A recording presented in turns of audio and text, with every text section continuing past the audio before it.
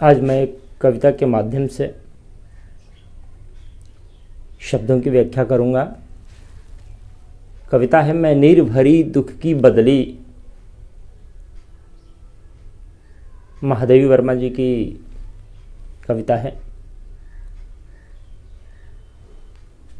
यह कविता यामा कविता संग्रह से ली गई है।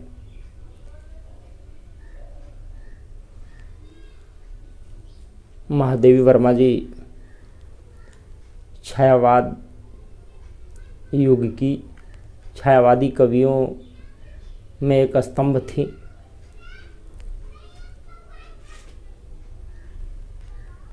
महादेवी वर्मा जी का जन्म 26 मार्च 1907 को फर्रुखाबाद में हुआ था। इनका जीवन स्ववेदना और परवेदना से प्रेरित था। उनकी अपनी भी कुछ वेदनाएं थी। शीर्षक बता रहा है मैं निर्भरी दुख की बदली, और परवेदना से भी पीड़ित थी। जो स्ववेदना है वो भी परवेदना में परिलक्षित होती है। तो महादेवी वर्मा जी का जीवन भी रहस्यवाद, छायावाद, भाववाद से भरा हुआ था। उनका विवाह मात्र 9 वर्ष की बाल्यावस्था में हो गया था स्वरूप नारायण वर्मा जी के साथ। अब बाल्यकाल में विवाह निश्चित रूप से शिक्षा दीक्षा में व्यवधान पहुंचा। उतनी छोटी उम्र में अल्प वयस्कता की अवस्था में शादी का होना, विवाह का होना, पढ़ाई लिखाई में बाधा जरूर हुई, लेकिन उनका जो दृढ़ संकल्प था, जो दृढ़ इच्छा शक्ति थी, वो उद्वेलित करती रही, उनको प्रेरित करती रही कि आगे शिक्षा प्राप्त करें। प्रयागराज, इलाहाबाद से उन्होंने संस्कृत में शिक्षा प्राप्त की। उनकी कई रचनाएं हैं जो पुरस्कृत हुई। ज्ञानपीठ पुरस्कार मिला था, जो साहित्य का सर्वोच्च सम्मान पुरस्कार होता है। प्रथम विश्व युद्ध के काल में छायावादी कविता है। छायावाद का पल्लवन हुआ था।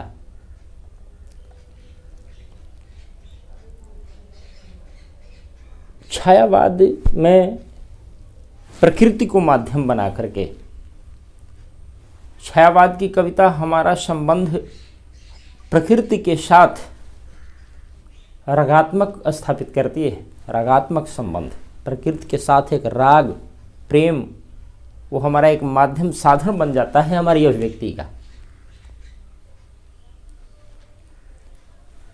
हम हृदय के व्यापक भाव अनुभूति को प्रकृति के माध्यम से प्रकट करते हैं। छायावाद का अर्थ हुआ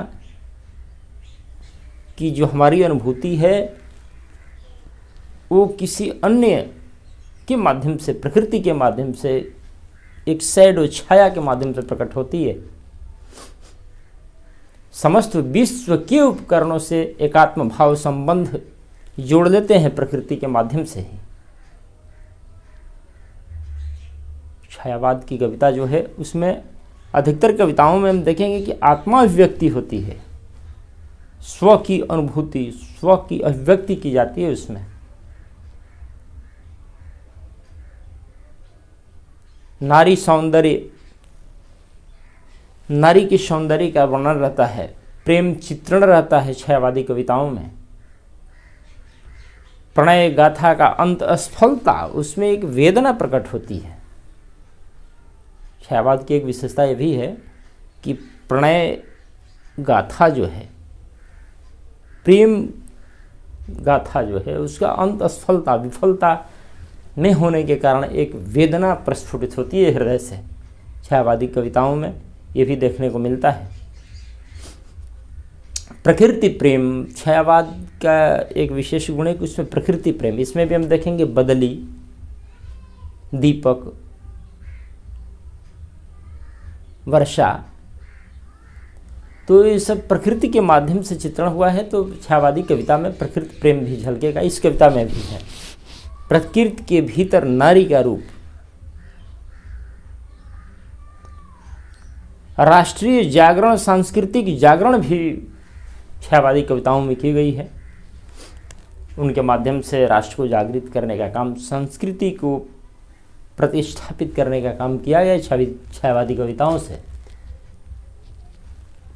तो महादेवी वर्मा जी भी इन कविताओं के माध्यम से, महादेवी वर्मा जी की प्रतिभा के बारे में इतना कहना चाहेंगे हम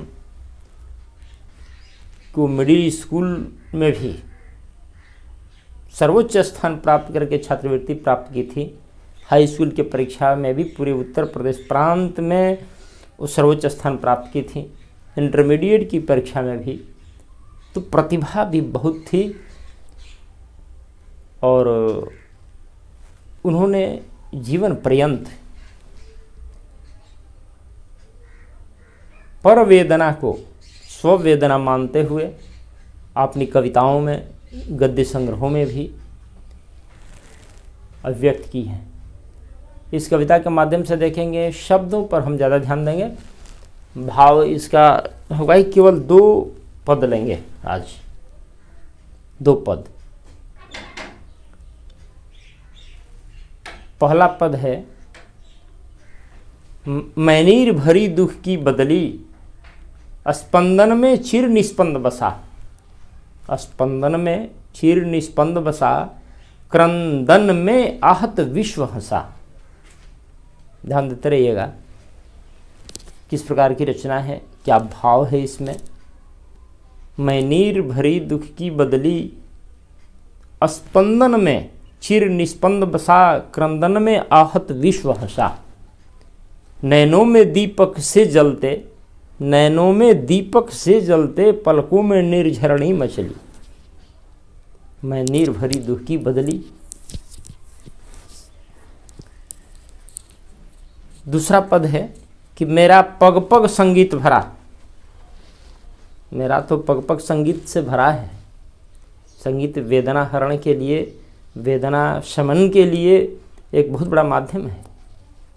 मेरा पग पग संगीत भरा, श्वासों से स्वप्न पराग झरा, श्वासों से स्वप्न पराग झरा, नभ के नवरंग बनते दुकुल, नभ के नवरंग बनते दुकुल, छाया में मलय बहार पली, छाया में मलय बहार बयार पली। देखेंगे पहले शब्दों को कि शब्दों से क्या कहना चाहते हैं महादेवी वर्मा जी। ऐसे कविता 9वीं कक्षा की हिंदी पाठ्य पुस्तक में है।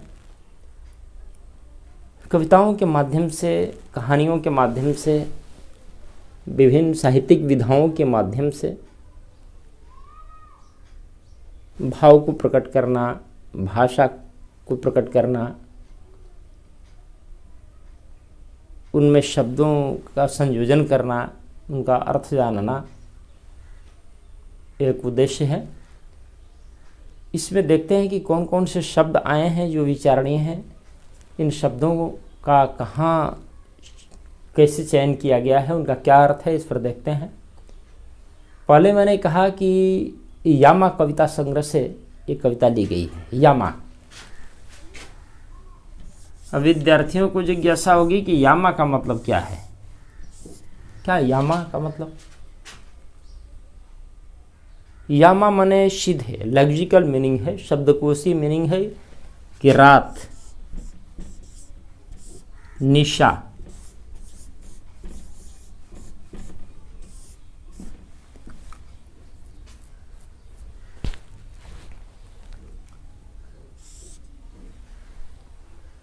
रात तद्भव शब्द है, रात्रि तत्सम है, निशा नितराम शयत, पूर्ण रूप से प्रकृति विराम में, निद्रा में चली जाती है, इसलिए इसे उसका नाम निशा है। यामा रात निशा, इस शब्द का चयन इसलिए किया गया है कि चूंकि निशा अंधकार, रात्रि, अवसाद, वेदना का पर्याय, रात्रि अंधकार जो वेदना से पूर्ण होता है, हृदय दुखों से परिपूर्ण होता है, तो एक अंधकार, अंधेरा, किंग कर्तव्य, विमूढ़ता की अवस्था छा जाती है। तो यामा से ये अर्थ निकाल सकते हैं हम कि रात निशा, अंधेरा का द्योतक है। इस कविता संग्रह से एक कविता ली गई है, मैं निर्भरी दुख की बदली। ये शीर्षक ही बता रहा है कि जीवन में अंधेरा का भान है, आभास है, वेदना परिलक्षित होती है। यामा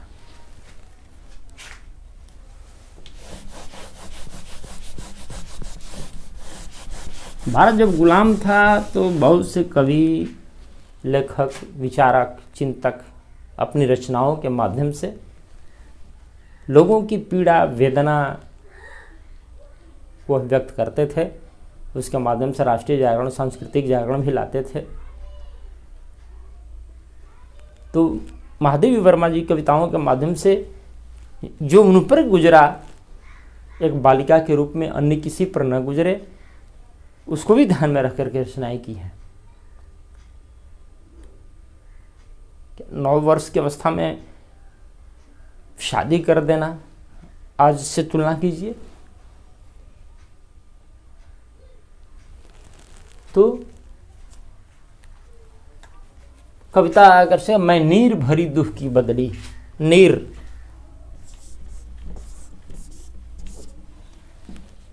अंत में भावार्थ कह देंगे 2 पदों का, फिर किसी दिन अन्य पदों को लेंगे और पूरी कविता का भावार्थ कह देंगे क्या है।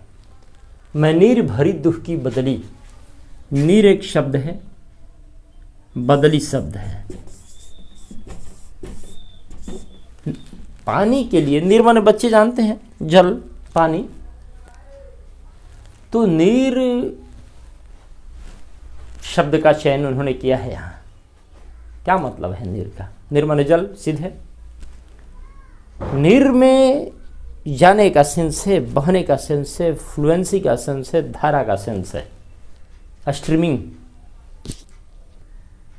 और धारा, प्रवाह, बहना, एक स्थान बदलकर दूसरे स्थान की ओर जाना, ये नीर में सेंस है। प्राप्त करना, नी माने ले जाना भी होता है, नीर है इसमें, नी का माने टू ऑब्टेन, सीधे सीधे। ऑब्टेन माने प्राप्त करना, स्थान प्राप्त करना, अपना स्थान बदल के दूसरा स्थान प्राप्त करना। ये नीर में ये झलकता है। नीर में नयति माने प्रापयति, स्थानात् स्थानांतरणम इति। स्थानात् किसी स्थान से, स्थानांतरणम उस स्थान को बदल करके दूसरे स्थान को प्राप्त करना नीर में झलकता है। बदली का क्या काम है?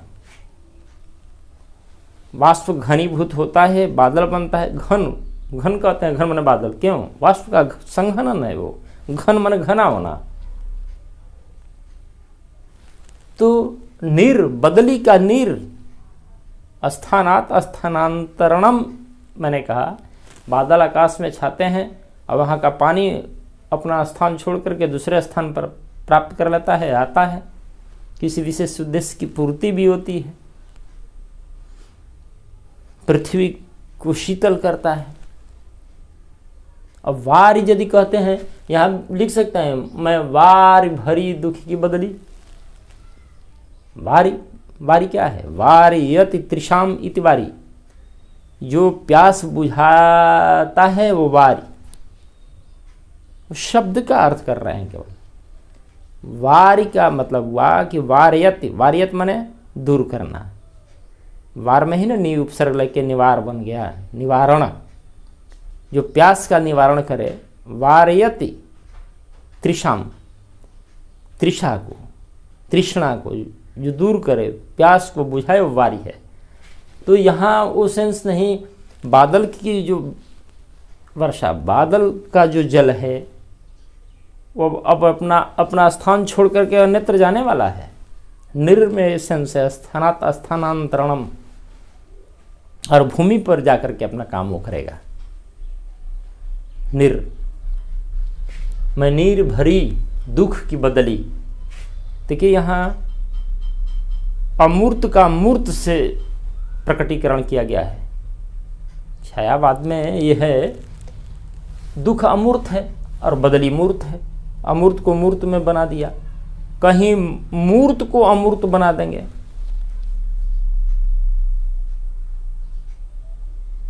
कहीं मूर्त रहेगा उसको अमूर्त रूप दे देंगे प्रकृति में, अमूर्त का अमूर्त से चित्रण कर देंगे। तो अमूर्त का मूर्त से, अमूर्त का अमूर्त से, मूर्त का मूर्त से, मूर्त का अमूर्त से चित्रण छायावाद की विशेषता। यहाँ अमूर्त का मूर्त से चित्रण किया गया है। दुख क्या है? अमूर्त है, दिखाई नहीं देता है, लेकिन बादल एक मूर्त रूप दे दिया गया है समझने के लिए। बादल की जो दशा है वो मेरे दुख की दशा है। मैं नीर भरी, नीर से भरी हुई, नीर बादल में भरा हुआ रहता है, लेकिन वो बादल दुख का बादल है। वो दुख का बनना, बादल का बनना वाष्प संघनन से हुआ है, तो मेरा दुख भी भावनाओं से, वेदनाओं से, विश्व के वेदनाओं से घनीभूत हुआ है मेरा दुख। मेरी जो वेदना है बादल की का जो बनना है वो नीर, वाष्प संघनन से नीर, और मेरा दुख जो है, मेरा दुख बदली के का जो भाव दिए हैं वो दुख का भी निर्माण हुआ है। जैसे बादल का निर्माण, वैसे दुख का निर्माण पीड़ा से, करुणा से, वेदना से, वो चाहे स्व की हो या पर की हो, अपनी हो या संसार की हो, उन वेदनाओं, पीड़ाओं, करुणा से दुख की बदली। वैसे दुख की बदली हूं मैं, नीर भरी दुख की बदली। क्रंदन में आहत विश्व हंसा, इसको देखेंगे। क्रंदन में बहुत तत्सम संस्कृत निष्ठ शैली का प्रयोग किया गया है। तत्सम शब्दों का प्रयोग हुआ है, संस्कृत शब्दों का प्रयोग हुआ है। अर्थ भी करना पड़ेगा वैसे ही। क्रंदन, क्रंदन में आहत, देखिए विरोधाभास भी है। क्रंदन है और उधर विश्व हंस रहा है। क्रंदन में आहत विश्व हंसा। आहत माने छोटी, हन मन मारना, हन से हत बना आहत। हर्ट, हत क्या है? हर्ट है। क्रंदन जो शब्द है संस्कृत में ऐसे भी लिख सकते हैं इसको, क्रंदन। इसका पांचवा वर्ण है यह। क्रंदन अनुस्वार में बदल दिए उसको, पांचवा वर्ण होने के कारण अनुसार में बदला जा सकता है उसको। क्रंदन क्या है? क्रदि। वो क्रदि है संस्कृत की धातु, क्रदि। उसका मतलब होता है रोना, चिल्लाना। स्पंदन में चिर निस्पंद बसा, क्रंदन में आहत विश्व हंसा। क्रंदन, क्रंदन जो है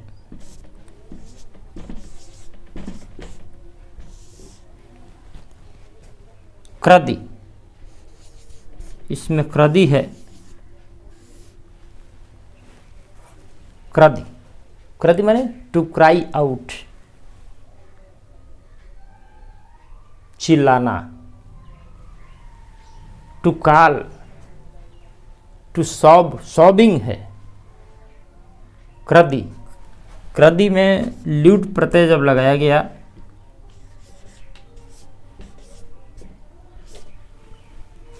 क्रंदन बना। क्रंदन ऐसे रोना चिल्लाने को क्रंदन नहीं कहते हैं। इस शब्द के अर्थ से नहीं पता चल रहा है क्रंदन क्या है।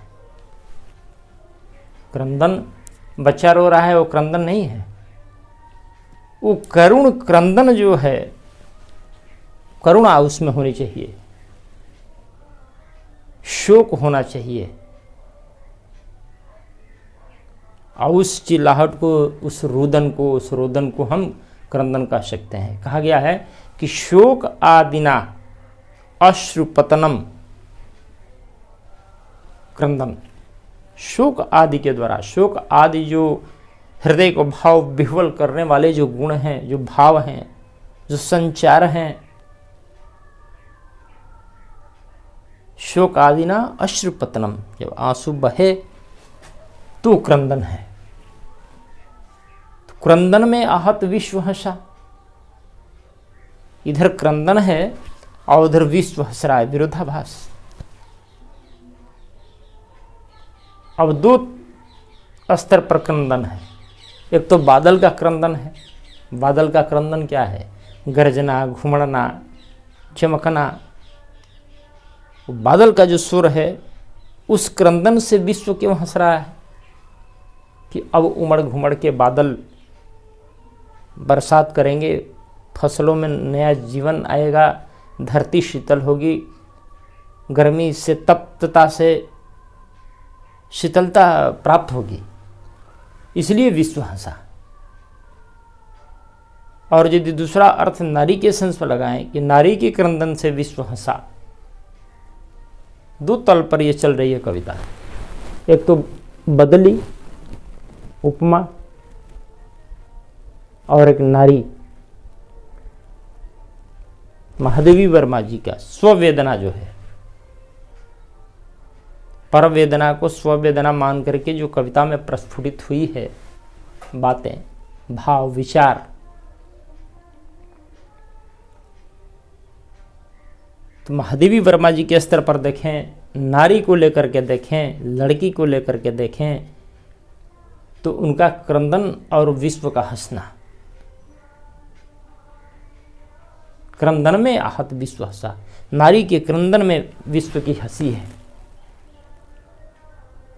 छायावाद क्या ए व्यू पॉइंट, एक दृष्टिकोण है विच स्ट्रेस्ड, जो बल देता है इस बात पर of the poets individual sensibility. Poets individual sensibility है, वो प्रकट होकर के कविता में आती है। तो क्या महादेवी वर्मा जी की भी कुछ सेंसिबिलिटी है इसमें? नारी का क्रंदन, नारी के परिश्रम से, उसकी मेहनत से, उसके करुणा से, उसकी भाव विह्वलता से संसार को जो सुख मिलता है, स्पंदन में निस्पंद, स्पंदन बादल के स्पंदन से, गरजने से, इधर उधर उमड़ने घुमड़ने से विश्व को एक निस्पंदन मोशनलेस शांति मिलती है कि अब बादल बरसात करेंगे। और नारी के स्पंदन में, नारी के एक्टिविटी से, गतिविधि से, उसके स्पंदन से, उसके मोबिलिटी से, उसके मोशन से भी संसार को एक शांति मिलती है कि कुछ इस तरह से क्रंदन में आहत, नारी के क्रंदन में भी विश्व की हंसी छिपी है, उसका सुख छिपा है। नयनों में दीपक से जलते, नयनों में दीपक से जलते। एक तो बादल चमकते हैं, आकाश में बिजली चमकती है, तो संसार के लिए दीप का काम करता है। एक आशा की किरण जगती है कि अब बरसात होगी और धरा शीतलता को प्रदान करेगी। तो नैनों में दीपक से जलते, और स्त्री के, नारी के भी नैनों में जो ज्योति है, जो विरह की वेदना है, जो विरहाग्नि है, वो भी दीपक का, गाइड का। दीप क्या है? दीपयत, जो प्रकाश करे और राह दिखाए। अंधेरा छटता है दीपक के प्रकाश में, राह सूझती है दीपक के प्रकाश में। इस तरह से माधवी वर्मा जी का कथन है कि नारी की आंखों में जो वेदना की अग्नि है, जो ज्वाला है, जो प्रकाश है, उसे भी संसार राह पाता है और दीपक का काम करता है। दीपक दीप्यत प्रकाशयत, जो प्रकाश करता है। पलकों में निर्झरणी मछली, पलकों में निर्झरणी मछली, बादल से भी झरझर झरझर झमाझम बारिश होती है, निर्झरणी जैसी निकलती है। निर्झर का मैंने एक दिन बताया था, निर्झरणी स्त्रीलिंग है, निर्झर झणाती जणाती। जब जल की बूंदें अलग अलग छितरा जाती है, जीर्ण शीर्ण होकर गिरती है तो निर्झरणी बनती है। उस तरह पलकों में जो आंसू हैं बूंद बूंद करके टपकते हैं, वेदना के आंसू, करुणा के आंसू, दया के आंसू, वो करुणा दया वेदना संसार के लिए निर्झरणी का काम करती है। और बादल की निर्झरणी पलकों में, नारी के पलकों में निर्झरणी, बादल में निर्झरणी, समानांतर चल रहा है अर्थ। अपनी भावाभिव्यक्ति प्रकृति के माध्यम से अमूर्त को मूर्त रूप दे करके चल रहा है भाव।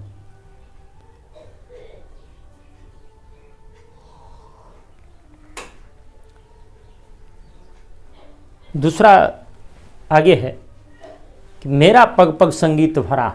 पग पग, पग पग क्या है? पग माने तो पैर। जब दो बार पग आया तो हाइफन दे दिए। पग पग, पग पैर नाउन संज्ञा हो गया, लेकिन पग पग जब हो गया तो ये एडवर्ब है, क्रिया विशेषण। पग पग पर एक डिस्टेंस का बोध होता है। मेरे पग पग मेरा पग पग संगीत भरा। पग पग कदम कदम पर, एक थोड़ी थोड़ी देर बाद या कदम कदम पर एक एक कदम संगीत से भरा हुआ है। मेरा पग पग संगीत भरा, श्वासों से स्वप्न पराग झरा। पग पग संगीत भरा, वो जो नाद है, संगीत है, बादलों से भी उमड़ने घुमड़ने, उस संगीत जैसा लगता है किसानों को, संसार के जीवों को, प्राणी को। वर्षा नहीं होगी तो जीवन नहीं होगा। तो बादल का गर्जना भी संगीत जैसा लगता है धरा के लोगों को। और नारी का भी पग पग संगीत भरा, अंदर में करुणा वेदना आह सुशोक छिपा करके भी संगीत सुनाती हैं नारियां और संसार को शीतलता प्रदान करती हैं। चाहे बच्चे को पालन पोषण करना हो या संसार का पालन पोषण करना हो, नारी तो आधार का काम करती है। तो उसका पग पग संगीत भरा है। गीत की प्रधानता नारियों में ही तो है। तो श्वासों से स्वप्न पराग झरा। श्वासों, श्वास क्या है? श्वास, श्वासों से, श्वास श्वास से स्वप्न पराग झरा। स्वप्न क्या है? स्वप्न एक शब्द है, स्वप्न। स्व वह है, स्व माने अपना, स्वप्न माने सोना। सोने में, निद्रा में जो कुछ गतिविधियां चलती हैं उसमें अपना तादात्म्य हो जाता है। स्व अपना, लगता है कि हमारे साथ ही हो रहा है, रियलिटी है वो। कुछ भी घटना घट रही है सपने में तो अपना तादात्म्य हो जाता है, उसमें भय हो जाता है, दिल धड़कने लगता है। खुशी की बात ही हो तो रोमांच होता है सपने में ही। फिजिकल क्रियाएं भी होती हैं सपने में। उठकर बैठ जाता है आदमी, चिल्लाने लगता है, रोने लगता है, हंसने लगता है, वो उसमें अपना एक तादात्म्य हो जाता है। श्वासों से स्वप्न पराग झरा। पराग क्या है? पराग, पराग सरल शब्दों में कह लें तो पुष्प धूली है। एक पुष्प से पराग उड़ करके और दूसरे पुष्प पर जाकर के उसका निषेचन करता है।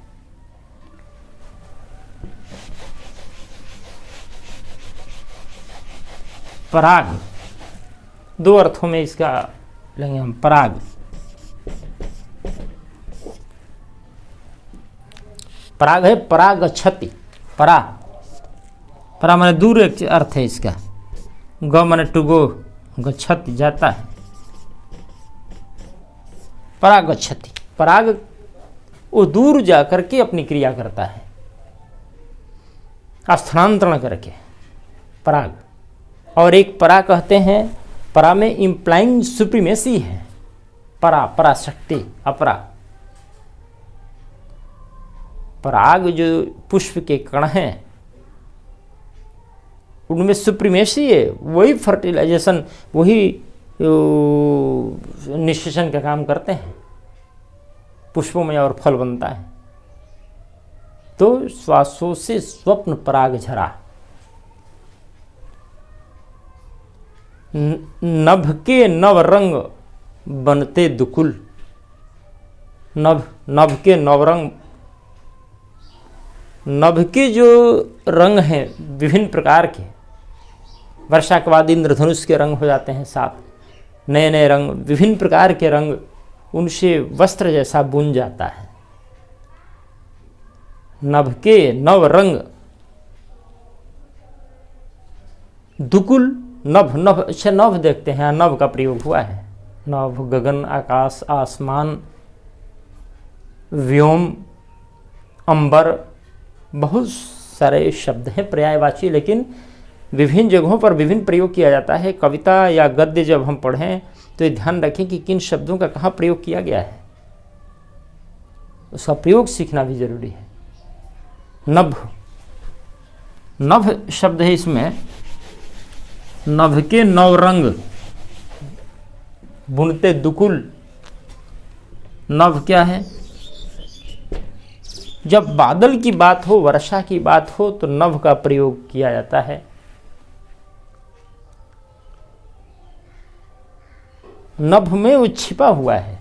नभ का अर्थ होता है, व्याख्या होती है उसकी, नभ माने आकाश कह दिए वो अलग बात है, लेकिन नहते मेघई, नह माने बंधना, नहते मेघई सह, जो मेघों से आच्छादित, मेघाच्छन्न आकाश है वो, उसको नभ कह सकते हैं।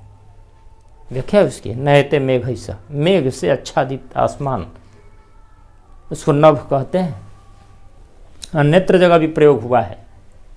उन नभ में मंडराते बादल, वहाँ भी बादल के मंडराने की बात है तो नभ की बात आई। वो नभ में मंडराते बादल, लेकिन नील गगन में उड़ते पक्षी आ आ आ, जब पक्षी के उड़ने की बात हो, गमन करने की बात हो, तो गगन का प्रयोग हुआ है। गम उसमें जो है, उसमें गम जाना, टू गो, गगन, और ग शब्द का भी प्रयोग हुआ है। पक्षियों का वहाँ कर है, वहाँ से शब्द निकल रहा है। अंबर है, शब्द का भी बोध उसमें भी होता है। तो नील गगन में उड़ते उड़ते गमन करने की बात आती है तो गगन का प्रयोग कर दिए। बादलों की बात आती है तो वो नभ में मंडराते बादल।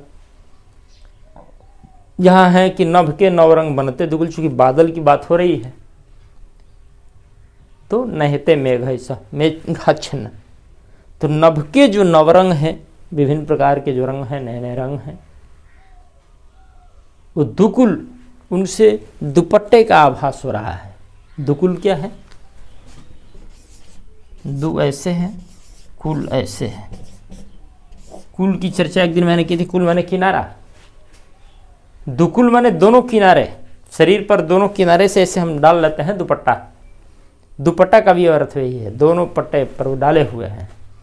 ऐसे दुकुल का प्रयोग हम वस्त्र के रूप में भी करते हैं। दुकुल माने दुपट्टा दोनों किनारों पर डाल ले, गमछी जैसा, अंगरखा, अंगरक्षा। तो ऐसे लग रहे हैं रंग बिरंगे, आसमान में विभिन्न प्रकार के रंग वस्त्र का आभास दे रहे हैं। लोगों को लग रहा है कि एक वस्त्र जैसी सुख अनुभूति हो रही है। दुकुल का एक जगह और प्रयोग है,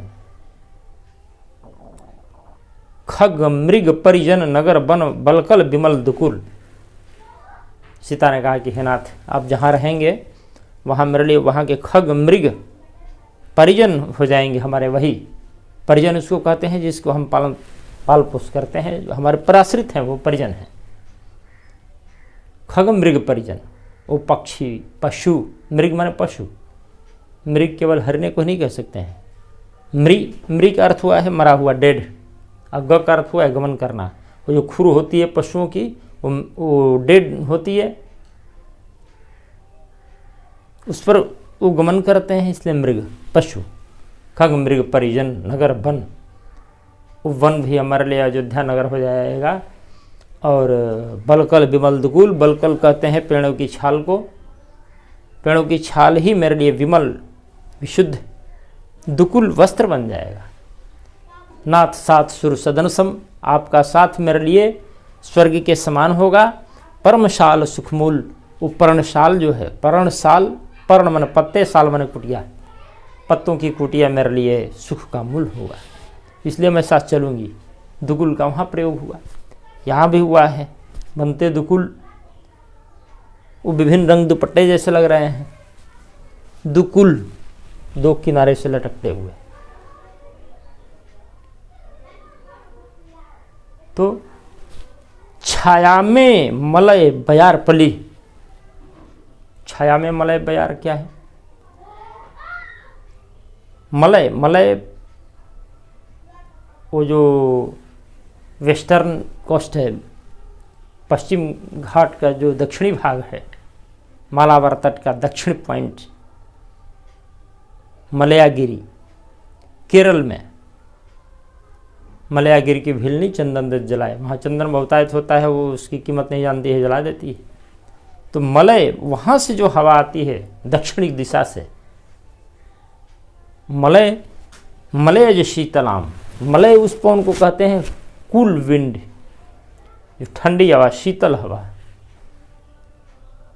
इसलिए इस की बात हुई है कि छाया में मलय बयार पली। बयार माने, बयार माने मलय, बयार माने हवा, मलय, मलय पर्वत से आने वाली मलयज।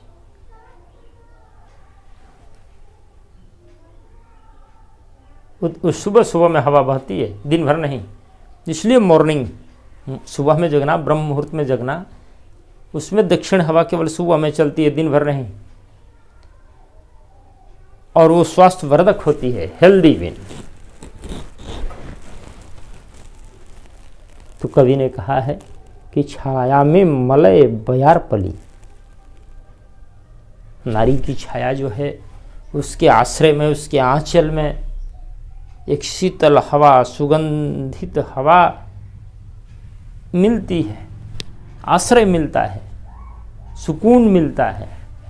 जैसे बादल के छाए में हम शांति पाते हैं, सुख पाते हैं, आशा बंधती है कि अब बारिश होगी, उसी तरह से नारी की भी अपने कष्ट, असह्य वेदना, करुणा, स्नेह का नीर भरे रहती है नारी, लेकिन उसके आश्रय में, उसकी छाया में मलय पवन जैसा आनंद आता है। उधर बादल का आनंद, इधर नारी का आनंद, ममता का आनंद। बचपन से क्या करती हैं लड़कियां, स्त्रियां? बच्ची है तो भी माँ के साथ छोटे छोटे बच्चों को देखने का काम करती है। बड़ी हो गई तो माँ के हाथ काम में हाथ बटाने लगी। जितनी बच्चियां विनम्रतापूर्वक काम करती हैं, घरों के काम में हाथ बटाती हैं, उतना बच्चे कम। शादी हुई तो पति के घर जा कर के फिर वही करना, अपने कष्ट सहना। सब खा लेंगे तो खाएगी, सबका पीड़ा पाचन करके और दूसरों को सुख पहुंचाना। और ये अपनी आत्मा अभिव्यक्ति है, जो स्व अनुभव है, अनुभूति है, वो प्रकृति के माध्यम से बाहर करना, आत्मा अभिव्यक्ति करना। 6 बात अपनी अनुभूति प्रकृति के माध्यम से संसार को एक संदेश देना भी है कि नारी कष्ट, पीड़ा, दुख संघर्ष सह के भी और संसार को आश्रय देती है। उसकी छाया में लोग पलते बढ़ते हैं, शांति पाते हैं, संघर्ष करने का हिम्मत पाते हैं।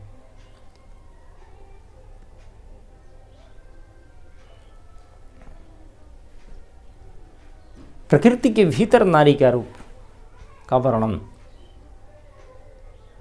तो इस तरह से शब्दों को भी हम देख रहे हैं कि विभिन्न शब्दों का जो प्रयोग हुआ है, मेरा ध्यान इस पर भी है कि विभिन्न शब्दों का जो प्रयोग हुआ है तो कहाँ हुआ है, वहाँ हुआ है, तो इसका क्या मतलब है।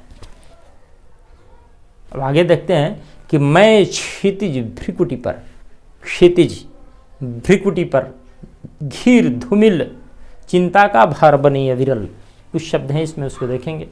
क्षितिज,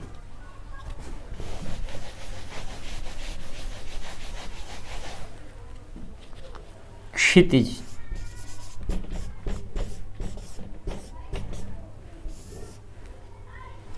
यहाँ क्ष को काटते हैं चूंकि मुड़ा हुआ है, लेखन का एक नियम है। क्षिति माने पृथ्वी, केवल इतना का अर्थ हुआ पृथ्वी। ज माने उत्पन्न, क्षितिज का अर्थ हुआ पृथ्वी से उत्पन्न, द अर्थ बर्न। केवल क्षिति का अर्थ हुआ, केवल क्षिति का अर्थ हुआ द अर्थ, पृथ्वी। क्षि इतना जो है केवल इसमें इक्तिन प्रत्यय संस्कृत का लगा करके और क्षिति बना। क्षिति के दो अर्थ, एक क्षि माने क्षय, डिस्ट्रॉय, विनाश, प्रलय का भी सेंस है क्षिति, क्योंकि प्रलय काल में इस पृथ्वी का भी खात्मा हो जाता है। क्षिति इसलिए भी एक नाम है। और क्षि क्षमा के भी सेंस में है। धरती से बढ़कर क्षमा प्रदान करने वाला और कौन हो सकता है। धरा, सबको जो धारण किए हुए है, वसुधा संपत्ति को धारण किए हुए है। वसुधा क्यों कहते हैं, वसु माने संपत्ति, धन, सारा धन तो पृथ्वी पर धारण किए हुए है। धरा है वो, वसुंधरा है वो, इसलिए क्षिति। और क्षितिज किसको कहते हैं कि जहाँ end of the view point, जहाँ तक नज़र हमारी जाती है, यहाँ आकाश और पृथ्वी दोनों का मिलन नजर आता है, वो क्षितिज। वो होराइजन है, होराइजन उसको कहते हैं। होराइजन जहाँ पृथ्वी और गगन का मिलन हो, पृथ्वी और आकाश का मिलन दिखाई देता हो, लगता है, मिल नहीं रहे हैं, लग रहा है। तो मैं क्षितिज, मैं अपने लिए भी, महादेव वर्मा अपने लिए भी, पूरी नारी जाति के लिए, स्त्री समाज के लिए, बालिकाओं के लिए भ्रिकुटी पर चिंता का भार अपने लिए कह रही हैं। और बादल के लिए क्षितिज का प्रयोग हुआ है। नारी के लिए भ्रिकुटी का प्रयोग हुआ है। क्षितिज भ्रिकुटी, भ्रिकुटी क्या है, भ्रिकुटी जहाँ भौं हैं लाट से मिलती हैं। इस चेहरे को और लाट को जोड़ने वाली ये रेखा है, भौं है भ्रिकुटी। जिस तरह से पृथ्वी और गगन का मिलन नजर आता है, क्षितिज। होराइजन